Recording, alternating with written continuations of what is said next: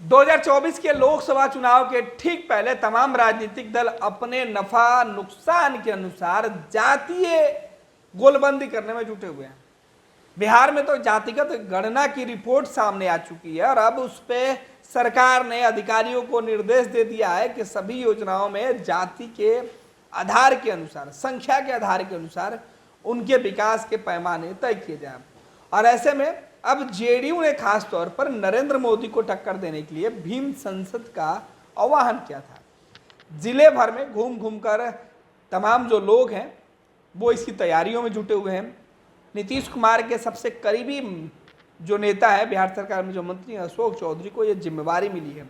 JDU के जो दलित नेता हैं, दलित चेहरे हैं, उनको ये जिम्मेवारी मिली है कि वो बिहार में एक सम्मेलन करें, जिस सम्मेलन के माध्यम से जनता दल यूनाइटेड अपनी ताकत समाज के उन तबके में दिखाए जो अब तक समाज के मुख्य धारा से दूर हैं। उनको मुख्य धारा में लाया जाए, उनकी तरक्की, उनके उत्थान की बातें की जाए। और बिहार में तो खासतौर पर जब से जातिगत गणना की रिपोर्ट सामने आई है तब से नए सिरे से उनके विकास के एजेंडे पर सरकार काम करने की दिशा में आगे दिख रही है। लिहाजा यही वजह है कि अब भीम संसद का जो तैयारी है वो शुरू हो चुका है और इसी महीने में भीम संसद का कार्यक्रम रखा गया है। बड़े पैमाने पर पटना के वेटनरी ग्राउंड में यह तैयारी की जा रही है। बिहार सरकार के मंत्री अशोक चौधरी के अलावा जेडीयू और महागठबंधन के कई नेता इसमें शामिल हो सकते हैं। आपको बता दें कि 2024 और 25 के मद्देनजर दलित वोट बैंक को साधने के लिए नीतीश की पार्टी जेडीयू ने 26 नवंबर को भीम संसद का आयोजन किया है, जिसमें लाखों लोगों का महाजुटान होगा और इसी लक्ष्य के साथ जोरदार इसकी तैयारी चल रही है। ऐसे में इसे सफल बनाने को लेकर भवन निर्माण विभाग के जो मंत्री अशोक चौधरी के आवास पर एक बैठक हुई और इस बैठक में तमाम जो महादलित समाज के जो लोग थे वो मौजूद थे। बिहार सरकार के मंत्री और सीएम नीतीश के भरोसेमंद नेताओं की जो लिस्ट है उसमें अशोक चौधरी सबसे आगे है। अशोक चौधरी के जिम्मे यह जिम्मेवारी दी गई थी कि समाज के हर तबके को सरकार से जोड़ा जाए, नीतीश कुमार के लोकप्रियता की बातें उन तक बताई जाए। और यही वजह है कि अब बिहार सरकार के मंत्री अशोक चौधरी को यह जिम्मेवारी दी गई, जिसके बाद ये बड़ा जो कार्यक्रम है होने जा रहा है। अशोक चौधरी का मानना है कि देश के अंदर जो सांप्रदायिक शक्तियाँ देश को अस्थिर करने में लगी हुई हैं तथा बाबा साहब भीमराव अंबेडकर का संविधान खतरे में डाल रही हैं, उन सभी को बचाने के लिए नीतीश कुमार ने जिस तरीके से दलितों के उत्थान के लिए काम किया है उसका प्रचार प्रसार और लोगों तक बताया जाए कि वर्तमान में नीतीश कुमार दलितों के सबसे बड़े हिमायती हैं। इसलिए ज़रूरत है सभी मुख्यमंत्री के नेतृत्व को और ताकत दें। उन्होंने अपने बैठक में अशोक चौधरी जो दलितों के साथ महादलित के जो नेता आए थे उन लोगों को कार्यक्रम की जानकारी देने के लिए जो बैठक बुलाई थी उसमें यह सभी को टास्क दिया और बताया कि इस कार्यक्रम से ये मैसेज दिया जाए 26 नवंबर को कि ज़्यादा से ज़्यादा जो लोग हैं वो पहुँचे और मुख्यमंत्री नीतीश कुमार जिस तरीके से पिछड़ा समाज के लिए काम करते आए हैं, अति पिछड़ा समाज के लिए काम करते आए हैं, दलित समाज के लिए काम करते आए हैं, उन सभी लोगों को ये बताया जाए कि मुख्यमंत्री को अगर आप मजबूत कीजिएगा तो आपके बेहतर भविष्य की सोच के साथ नीतीश कुमार कई योजनाओं पर काम करेंगे और जिससे आपके और आपके परिवार को उससे लाभ मिलेगा। अशोक चौधरी का यह भी मानना है कि मुख्यमंत्री के हाथों को मजबूत करने के साथ साथ आरक्षण और संविधान विरोधी जो ताकत है उनको मुंहतोड़ जवाब दिया जा सकता है।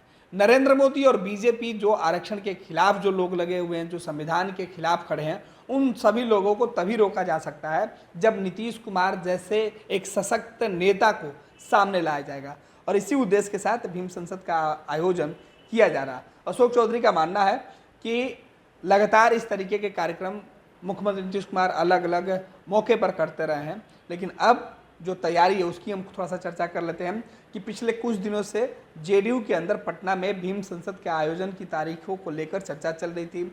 कई बार ये तारीख बदली भी गई, लेकिन अब जो तारीख है वो तय कर दी गया। ग्राउंड जो है वेटनरी ग्राउंड में रखा गया है। जेडीयू के जो नेता हैं और बिहार सरकार के जो मंत्री अशोक चौधरी ने बिहार विधानसभा के शीतकालीन सत्र में जो तारीख है, शीतकालीन सत्र की वजह से यह तारीख बढ़ाया गया, क्योंकि पहले जो तारीख था वो इस महीने की शुरुआत में की गई थी, लेकिन बाद में इस महीने के लास्ट में तारीख को बढ़ा दिया गया क्योंकि कई कार्यक्रम थे। उसके बाद त्योहारों का जो वक्त था वो चल रहा था। इसके बाद अब आपको बता दें कि लगातार मुख्यमंत्री नीतीश कुमार के साथ अशोक चौधरी इस कार्यक्रम में शामिल होने के लिए लोगों को आमंत्रण कार्ड भेज रहे हैं। इस बीच मुख्यमंत्री नीतीश कुमार ने भीम संसद रथ को रवाना किया था सीएम आवास से। उस वक्त भी मुख्यमंत्री और तमाम जो मंत्री थे, जेडीयू कोटे के जो पिछड़े समाज के नेता हैं, वो सभी लोग मौजूद थे। और 10 अक्टूबर को मुख्यमंत्री नीतीश कुमार ने भीम संसद रथ को हरी झंडी दिखाकर रवाना किया था और कहा था कि लोकसभा चुनाव के पहले दलित वोटर्स को गोलबंद करने के लिए जेडीयू ने जिस तरीके से काम किया है, इसका प्रचार प्रसार लोगों तक पहुंचाई जाए। आपको बता दें कि 2024 और 25 के चुनाव में इन वोटरों पर सबकी निगाहें क्यों? दरअसल ऐसे वोटरों को जो अमूमन जिस पे तमाम लोग जो है दावा कर रहे हैं, तो उन वोटरों को कैसे गोलबंद किया जाए, ये सभी राजनीतिक दलों के लिए चुनौती बना हुआ है। यही वजह है कि हर राजनीतिक दल अपने अपने सहूलियत के अनुसार कार्यक्रम करने में जुटा हुआ है। और अब जेडीयू ने सीधे तौर पे जो कार्यक्रम किया, इसका फायदा एक तो जनता दल यूनाइटेड को होगा, दूसरे कार्यक्रम कराने वाले नेताजी को भी फायदा होगा, क्योंकि मुख्यमंत्री नीतीश कुमार के साथ उनके रिश्ते काफ़ी चर्चे में रहते हैं। मुख्यमंत्री नीतीश कुमार सबसे ज़्यादा उन पर भरोसा भी करते हैं और ऐसे में वो जिस समाज से आते हैं उस समाज पर उनकी कितनी पकड़ है, क्योंकि 2024 के चुनाव में अगर नीतीश कुमार की पार्टी जेडीयू गठबंधन के साथ चुनाव लड़ती है तो कितने सीटों पर वो तालमेल कर आगे बढ़ेगी। ऐसे में सीट बंटवारे पर उस जाति वर्ग के कितने लोगों को ये चुनाव में उनको मौका दिया जाए, क्योंकि लोकसभा के 40 सीटों में से कई ऐसी सीट है जो आरक्षित सीट है। वहाँ पर इस समाज के लोगों का पहले से दबदबा है, भले ही वो अलग अलग पार्टियों में क्यों नहीं रहे। लेकिन अब बिहार में जो नई परिस्थिति के अनुसार गठबंधन की तस्वीरें निकल के सामने आ रहा है 2020 के बाद, अब 2019 के बाद जो गठबंधन की तस्वीरें थी 2024 के लिए वो बदली हुई है, 2020 में जो तस्वीर थी गठबंधन की वो 2025 के लिए बदली हुई है। ऐसे में 2024-25 से तमाम राजनीतिक दलों के लिए एक एक्सपेरिमेंट का वक्त है और बिहार के राजनीति के लिए एक खास मौका है। यही वजह है कि एक तरफ राष्ट्रीय जनता दल, दूसरी तरफ जनता दल यूनाइटेड, बीजेपी, सभी लोग अपने अपने फायदे के अनुसार अपने अपने लोगों को गोलबंद करने में जुटे हुए हैं।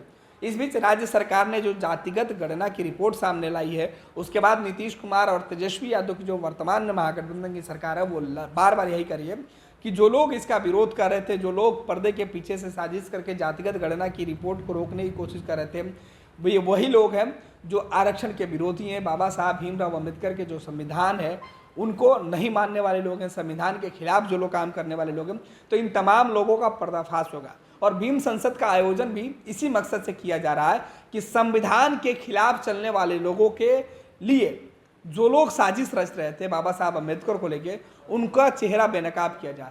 और इसमें सीधे तौर पर भीम संसद के अंदर नीतीश कुमार या जेडीयू के तमाम नेताओं के साथ जो लोग भी मंच पे आएंगे या जो लोग इस कार्यक्रम में आएंगे, उनके निशाने पर केंद्र की भाजपा सरकार होगी और भाजपा सरकार पर वादा खिलाफी का आरोप इस कार्यक्रम में लगेगा, क्योंकि नरेंद्र मोदी खुद दलितों के सबसे बड़े हिमायती बनने की बातें कर रहे हैं।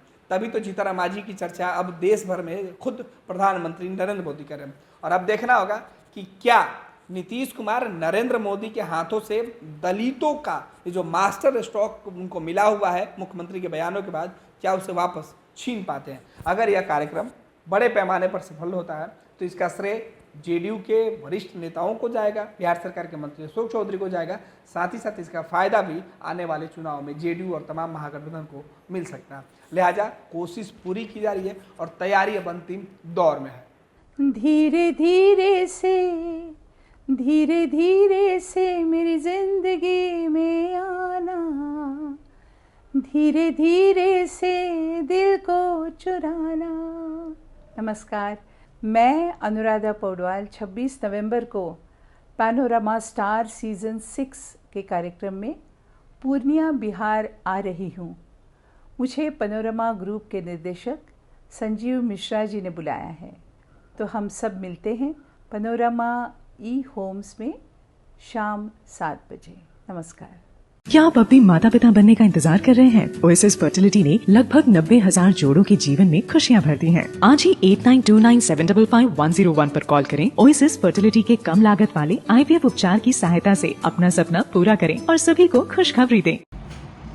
नमस्कार, मैं हूँ आपकी शिल्पा शिंदे। कैसन बा? ठीक बा? जी हाँ, मैं 26 नवंबर को Purnia Bihar panorama star season 6 के प्रोग्राम में आ रही हूँ। सही पकड़े हैं। ये पैनोरमा ग्रुप के निर्देशक श्री संजय मिश्रा जी का धन्यवाद करना चाहूँगी।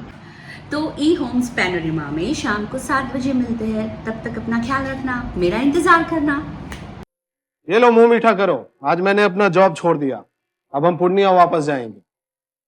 जॉब छोड़ दिया है?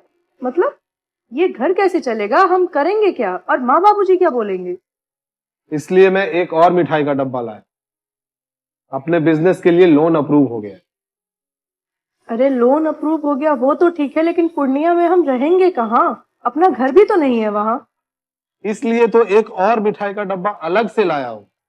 हमने पूर्णिया में घर ले लिया है, पूर्णिया के ई होम्स पैनोरमा में। पूर्णिया में पैनोरमा ग्रुप लेकर आए हैं ई होम्स पैनोरमा। बड़ा घर, आलीशान जिंदगी और अत्याधुनिक सुविधाओं के संग। अरे अरे, अब क्यों मुंह मीठा करवा रही हो? क्योंकि हम घर वापसी जो कर रहे हैं। घर वापसी की खुशी पूर्णिया में ई होम्स पैनोरमा के संग। ई homes panorama, luxurious lifestyle redefined.